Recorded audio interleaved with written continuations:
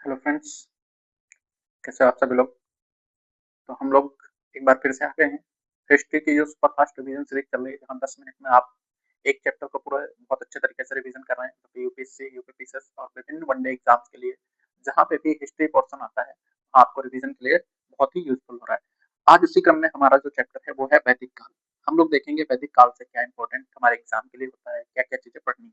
तो आपको पता है वैदिक काल को मुख्यतः हम दो भागों में पढ़ते हैं। पहला होता है ऋग्वैदिक काल, जिसको हम 1500 बीसी से लेकर के 1000 बीसी के अंतर्गत देखते हैं। दूसरा उसी का पार्ट होता है उत्तर वैदिक काल, जिसको हम लोग 1000 बीसी से लेकर के 600 बीसी तक पढ़ते हैं। अगर हम लोग इसके स्रोत की बात करें तो हमें इसमें ऋग्वेद संहिता एकमात्र ऐसा स्रोत है जहां से हमें ऋग्वैदिक काल की जानकारी मिलती है, जबकि इसमें 10 मंडल थे और 1028 सूक्तों की रचना की गई। समय काल मैंने आपको बता ही दिया कि 1500 बीसी से लेकर के 1000 बीसी तक का इसका समय काल था। पुरातात्विक साक्ष्यों की बात करें तो कस्सी का जो अभिलेख है ये आपका इसके लिए जाना जाता है। ईरानी आर्य भारत आए थे, ये कस्सी अभिलेख से ही प्राप्त होता है। बोगस को ये अभिलेख जो है 1400 बीसी में लिखा गया और कस्सी वाला 1600 बीसी में। ठीक है, ये भी आपको याद रखना है। यहाँ से राजा शुभ वालिमा और मितन्नी राजा की संधि के बारे में बात होती है। प्रमुख देवता कौन कौन से हैं ऋग्वैदिक काल में, तो इंद्र, वरुण, मित्र और नासत्य, ये प्रमुख देवता वैदिक काल में दिखाई देते हैं। अब हम लोग उत्तर वैदिक काल में देख लें तो इसके साहित्यिक स्रोत हैं ऋग्वेद, सामवेद और यजुर्वेद, सामवेद, अथर्ववेद, ब्राह्मण ग्रंथ, उपनिषद और अरण्यक।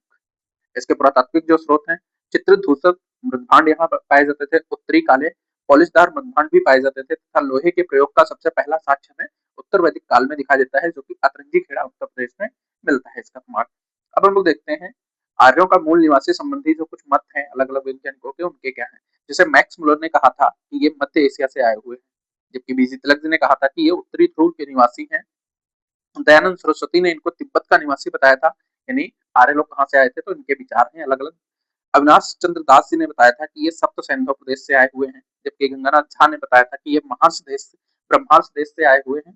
गार्डन चाइल्ड ने इनको दक्षिणी रूस का बताया था और चाइल्ड्स ने इनको हंगरी अथवा डेन्यूब नदी के क्षेत्रों के आसपास का बताया था। ऋग्वैदिक कालीन कुछ नदियां जिनका हम प्राचीन नाम और वर्तमान नामों को देख लेते हैं। तो आप लोग जानते हैं नदी है सिंधु, इसको प्राचीन नाम में सिंधु के नाम से जाना जाता था, जिसको आप सिंध के नाम से जानते हैं। व्यास को हम लोग पिपासा के नाम से जानते थे और झेलम को वितस्ता के नाम से जाना जाता था। वहीं चिनाब को अश्विनी के नाम से जाना जाता है। घग्गर नदी को दसदंती के नाम से जानते थे, जबकि रावी जो है इसको परुष्णी नदी के नाम से जाना जाता था। सतलज को हम लोग सतुद्री के नाम से जानते थे, कोमल को गोमती के नाम से जानते थे और काबुल को कुब्भा और गंडक को सदानीरा। ये मुख्य नदियां हैं। और अगर आप लोगों ने यूपीएससी, यूपीपीसीएस, साथ ही MPPCS, Chhattisgarh PCS, Jharkhand PCS, इनमें से कोई भी एग्जाम देते हैं तो डायरेक्ट कई बार ये पीवाईक्यू में आपको मिलेगा जहां नदियां लेकर के उनके प्राचीन नाम पूछे गए हैं। तो इसलिए मैंने इस जो भी टेबल में आपको लिखा हुआ दिख रहा है, हर एक लाइन आपको हर एक एग्जाम का क्वेश्चन देखेगा। मतलब कोई भी चीजें आपको ऐसी नहीं मिलेंगी जो आपको। और ये जो मैंने शॉर्ट नोट्स तैयार किए हैं, मैं आपको सोर्स भी बता दूं तो आप लोग, मैं सोर्स दिखा ही देता हूँ बताना क्या, ताकि आप लोगों को समझ आ जाए कि हम लोग किन चीजों से इन सारे कंटेंट को तैयार करते हैं। तो देखिए, ये हमारा दृष्टि आईएएस का क्लास नोट्स है, जो कि आप लोगों को पता है मेरा खुद का 4 साल का अनुभव है दृष्टि आईएएस का। तो इस नोट्स को हम प्रेफर करते हैं। साथ में संस्कृत आईएएस की जो है एनसीईआरटी सीरीज है, एनसीईआरटी बहुत ही अच्छी है, संस्कृत आईएएस के द्वारा जो जारी की गई थी, तो उसका कंपाइलेशन रहता है। साथ ही साथ जो हमारा घटना चक्र है उसको हम लोग कंपाइल करते हैं। यानी 3 से 4 सोर्सेस को बना करके तब मैं ये सारी चीजें आप लोगों के लिए लेके आ रहा हूँ। तो आप लोग इससे रिवीजन कीजिए और 10 मिनट में आपका बहुत अच्छा रिवीजन चल रहा है, जो कि इस सीरीज पे आप सभी लोगों का बहुत ज्यादा रिप्लाई भी, बहुत अच्छा फीडबैक आ रहा है। तो उसी को लेकर के ये मेहनत की जा रही है। अगला हम देखते हैं उपनिषद। तो आपको पता है 108 उपनिषद है, जिसमें से 12 प्रमाणित हैं। वेदांत की बात किया जाए तो 6 हमारे वेदांत हैं, जिसमें शिक्षा, कल्प, व्याकरण, निरुक्त, छंद और ज्योतिष को शामिल किया जाता है। यानी वेदांगों की अगर बात की जाती है तो 6 वेदांग हैं, शिक्षा, कल्प, व्याकरण, निरुक्त, छंद और ज्योतिष। उपनिषद की बात किया जाए तो 108 उपनिषद मिलते हैं और ये किस समय दिखाई देते हैं, वैदिक काल में ही इनका संकलन किया गया है। ठीक है, चलिए आगे कुछ और देख लेते हैं। वैदिक साहित्य के स्रोतों के बारे में बताया गया है। जैसे आप लोग जानते हैं वैदिक साहित्य में 4 स्रोत हैं। सबसे पहले ऋग्वेद, यजुर्वेद, सामवेद और अथर्ववेद, ये 4 वेद हम लोगों को दिखाई देते हैं। तो अब इनके हम लोग ब्राह्मण ग्रंथ देखें तो ऋग्वेद का कौन सा ब्राह्मण ग्रंथ है, ऐत्रेयी और कौशिकी। ठीक है, यजुर्वेद की बात करें तो तैत्रीय और शतपथ ब्राह्मण ग्रंथ पाया जाता है, जबकि सामवेद में पंचविश, षटविश तथा अद्भुत जैमिनी पाया जाता है। अथर्ववेद में गौपद ब्राह्मण जो है ये इनके ब्राह्मण ग्रंथ हो गए हैं। ठीक, अब आप लोग देखते हैं, हम लोग देखेंगे इसके उपनिषद। तो जो ऋग्वेद है इसके उपनिषद हैं ऐत्रेय और कौशिकी। यानी यही इनके ब्राह्मण ग्रंथ हैं, यही इनके उपनिषद ग्रंथ हैं, ठीक है। यजुर्वेद की बात करें तो यहाँ पे तैत्तिरीय है, कंठ श्वेतांबर है और ईश है तथा बृहदारण्य है। ये हमारा यजुर्वेद के उपनिषद ग्रंथ है, ठीक है। सामवेद में देखेंगे तो छांदोग्य और केन उपनिषद पाया जाता है, जबकि अथर्ववेद की बात करें तो प्रश्न, मुंडक और मांडुक्य उपनिषद पाया जाता है। आरण्यक की बात कर लें तो ऋग्वेद में ऐत्रेय अरण्यक पाया जाता है, जबकि यजुर्वेद में तैत्तिरीय और बृहदारण्य और शतपथ ये 3 अरण्यक पाए जाते हैं। सामवेद में जैमिनी, छांदोग्य पाया जाता है। अब हम लोग सूत्र की बात करते हैं तो आपको पता है ऋग्वेद में 1028 सूत्र प्राप्त होते हैं, जबकि इसका जो अध्येता होता है इसको होत कहा जाता है और इसका उपवेद जो है ये आयुर्वेद होता है। हमारा यजुर्वेद, इसमें कोई भी सूत्र नहीं ज्ञात है। इसको जो पढ़ते हैं अध्येत को अथर्व कहलाता है और इसका उपवेद है धनुर्वेद, ठीक है, ये आप लोग याद रखोगे। सामवेद में 1504 सूक्तों की रचनाएं प्राप्त होती हैं।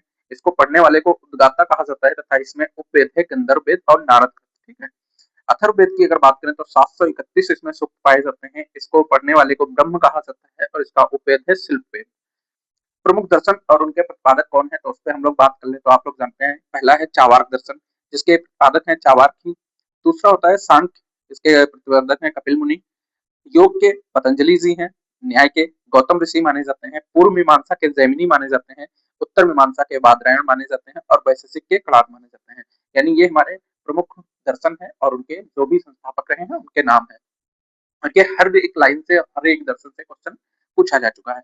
अगला है प्रमुख यज्ञ, यानी वैदिक काल में यज्ञों के बारे में बहुत ज्यादा वर्णन किया जाता है। तो कौन से यज्ञ किस लिए होते हैं तो सबसे पहले होता है राजसूय यज्ञ।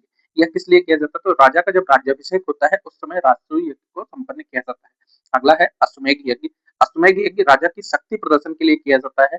आप लोग जानते हैं इसमें राजा घोड़ा छोड़ता है और जो घोड़ा जहां तक स्वतंत्र रूप से जाता है वो सारा राज्य उस राजा के अधीन माना जाता है। अगला है वाजपेयी यज्ञ। इसमें रथ दौड़ का आयोजन होता है जहाँ पे जो बाकी लोग राजा के साथ में दौड़ रहे होते हैं वो जानबूझ करके राजा को विजयी बना देते हैं, ठीक है, वाजपेयी यज्ञ।